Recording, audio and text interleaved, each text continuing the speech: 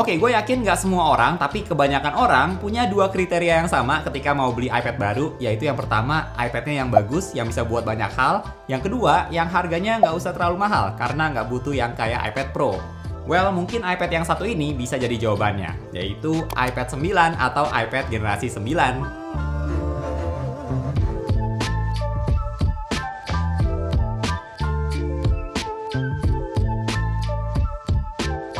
Nah, kalau teman-teman cek di website Apple, ternyata Apple juga masih jual iPad 9 sampai sekarang, yang artinya iPad 9 ini adalah pilihan iPad paling murah saat ini. Beda dengan iPad generasi 8 tahun 2020 yang langsung didiscontinue sama Apple pas iPad 9 rilis tahun 2021, iPad 9 ini masih tetap dijual resmi sama Apple sampai hari ini, walaupun udah ada penerusnya iPad generasi 10 yang dirilis di akhir tahun 2022 kemarin. Kalau dibandingin sama iPad lain yang masih dijual Apple saat ini, iPad generasi ke-9 ini jelas kelihatan punya desain iPad lama yang nggak semodern iPad lain.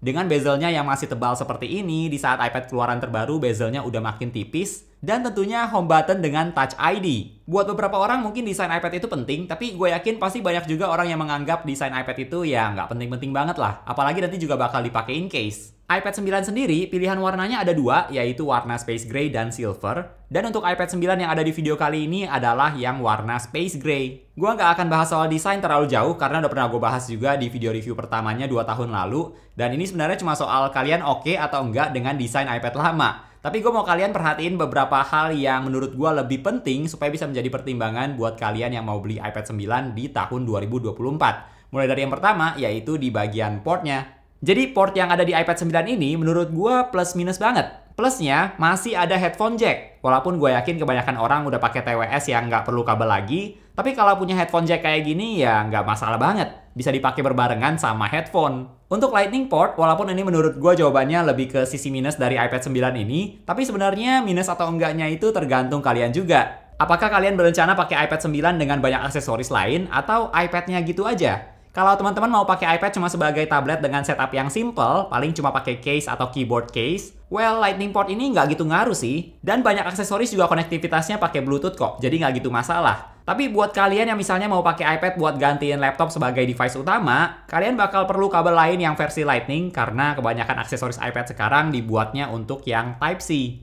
Bedanya ya agak lebih ribet aja sih, kalau misalnya kalian mau beli aksesoris apa, kalian mungkin akan perlu adapter atau kabel lain yang versi Lightning-nya. Selain case, paling aksesoris yang biasanya dipakai sama iPad 9 ini ya Apple Pencil generasi pertama atau merek pensil lainnya yang juga sama-sama pakai port Lightning buat dicas. Untuk layar dari iPad 9 ini menurut gua udah cukup bagus. Buat gua pribadi yang biasanya pakai iPad Air 5 dan pernah cobain iPad Pro juga, tentu layarnya nggak sebagus iPad tipe lain yang sudah laminated display. Tapi bukan berarti nggak bagus. Bahkan untuk pemakaian sehari-hari menurut gua udah cukup. Warnanya bagus, gambarnya tajam. Buat teman-teman yang bakal jadiin iPad 9 sebagai iPad pertama, pasti bakal merasa gambarnya bagus-bagus aja kok. Kebanyakan gue pakai iPad ini buat main games, nonton YouTube, bahkan edit foto di Adobe Lightroom juga bisa. Dan menurut gue layarnya ini udah enak dilihat. Mungkin karena gue biasanya pakai iPad Air, jadi setiap kali pakai iPad 9 ini, yang menurut gue agak mengganggu adalah di bagian ini nih, di bagian bezelnya, karena tebel banget. Tapi sekali lagi kalau misalkan ini iPad pertama kalian, gue yakin kalian tetap bisa pakai iPad ini dengan nyaman kok. Nah, yang bagusnya dari iPad 9 ini, walaupun tipe iPad yang paling murah, kalian juga bisa mengakses App Store. Yang artinya kalian juga bisa mendownload aplikasi profesional, misalnya Procreate. Buat teman-teman yang berencana pakai iPad buat gambar, kalian juga bisa pakai aplikasi ini. Terus buat edit foto pakai Adobe Lightroom juga bisa. Tapi untuk video, ada aplikasi yang nggak kompatibel. Contohnya Final Cut Pro buat iPad. Karena Final Cut Pro buat iPad hanya kompatibel minimal untuk iPad Air ke atas. Tapi itu kalau kalian pakai Final Cut Pro. Dan kalau misalnya enggak pun masih banyak opsi aplikasi video editing lainnya kok. Jadi tinggal disesuaikan aja sama kebutuhan kalian. Oh iya, iPad 9 ini juga refresh rate-nya cuma 60Hz. Tapi karena gue biasanya pakai iPad Air 5 yang juga cuma 60Hz refresh rate, menurut gue itu nggak usah dipusingin. Karena selama ini gue pakai iPad Air 5, gue juga nggak pernah merasa butuh yang 120Hz refresh rate seperti yang ada di iPad Pro. Mungkin buat teman-teman yang pakai iPad buat gambar bisa lebih nyaman punya layar 120Hz. Tapi untuk pemakaian sehari-hari misalnya buat nonton, main games kayak gue sendiri, 60Hz itu nggak masalah kok. Masih di bagian layar, di iPad 9 ini kalian juga bisa split keyboard kayak gini. Yang anehnya di iPad Air 5 gua nggak bisa. Padahal menurut gue ini layout keyboard yang cukup bagus loh. Mau itu pas pakai iPad-nya horizontal atau vertikal. Terus untuk multitasking, karena nggak ada fitur Stage Manager, kalian bisa pakai fitur split view seperti ini. Jadi kalian bisa pakai dua aplikasi secara bersamaan. Selain itu, untuk speakernya juga menurut gue udah cukup bagus, suaranya kenceng. Walaupun posisi dua speakernya ada di bagian bawah iPad, jadi kalau denger lagu atau nonton, suaranya cuma dari satu sisi aja. Beda dengan iPad Air 5 yang biasanya gue pakai, walaupun sama-sama dua speaker tapi posisinya ada di bagian atas dan bawah iPad, jadi lebih balance.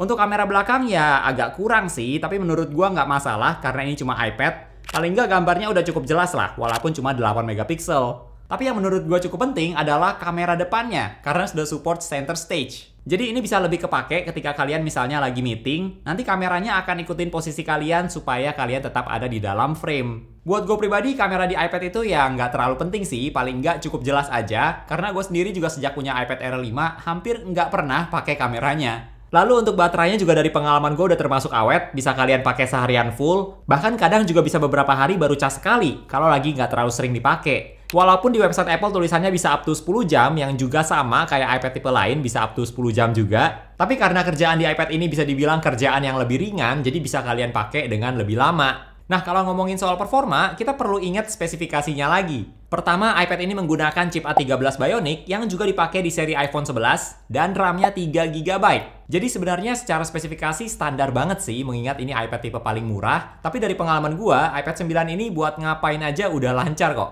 Dari yang gue pakai buat browsing, main games, bahkan edit foto RAW dari kamera full frame di iPad ini juga lancar. Dan perlu diingat, iPad 9 ini memang dibuat untuk penggunaan yang nggak butuh performa tinggi. Beda kalau misalnya tes buat iPad Air atau iPad Pro, itu bakal perlu dikasih kerjaan yang lebih berat. Tapi kalau iPad 9 ini ya untuk kerjaan yang lebih simple. Apple sendiri juga udah kasih beberapa batasan sih. Contohnya untuk games, ada beberapa games berat yang butuh spesifikasi tinggi, itu nggak bisa kalian download di iPad ini. Terus tadi yang sempat gue mention juga, iPad 9 ini nggak bisa menggunakan fitur Stage Manager seperti yang ada di iPad Air 5. Karena untuk fitur itu butuh RAM yang lebih besar lagi buat buka banyak aplikasi sekaligus. Tapi secara umum, iPad ini menurut gue udah cukup banget buat sehari-hari.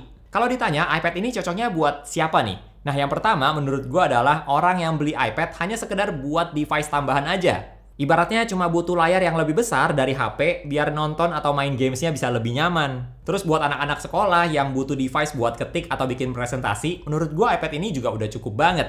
Atau gue juga pernah lihat contohnya di cafe atau restoran orang pakai iPad ini sebagai buku menu. Jadi untuk kasih lihat menu makanannya pakai iPad 9. Jadi use case buat iPad yang standar ini sebenarnya banyak banget. Dan karena ini iPad yang paling murah, otomatis secara aksesoris juga pilihannya cenderung lebih murah. Atau misalnya ada kerusakan atau perlu diservis, nah itu juga pasti harganya bakal lebih murah dibandingkan iPad tipe lain. Jadi maintenance-nya juga lebih murah. Jadi walaupun ini iPad yang paling murah, bukan berarti nggak bagus loh. Justru udah bisa buat banyak hal. Plus masih dapat iPadOS terbaru lagi sampai hari ini, yaitu iPadOS 17. Nah, jadi kalau ditanya, apakah gue masih merekomendasikan iPad 9 ini di tahun 2024? Menurut gue jawabannya gampang banget, masih. Terlepas dari semua kekurangan di iPad 9 yang gue mention tadi, menurut gue kekurangannya tuh masih bisa dimaklumin lah, karena ini iPad yang paling murah. Beda dengan iPad generasi 10 yang salah satu minus besarnya cuma bisa pakai Apple Pencil generasi pertama, itu menurut gue bikin lebih berat sih buat saranin beli. Apalagi iPad 9 juga harganya sekarang udah 4,5 jutaan untuk yang 64 GB,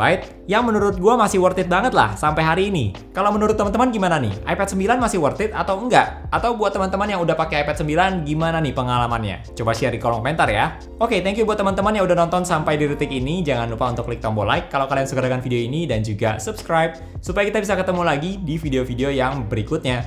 Bye!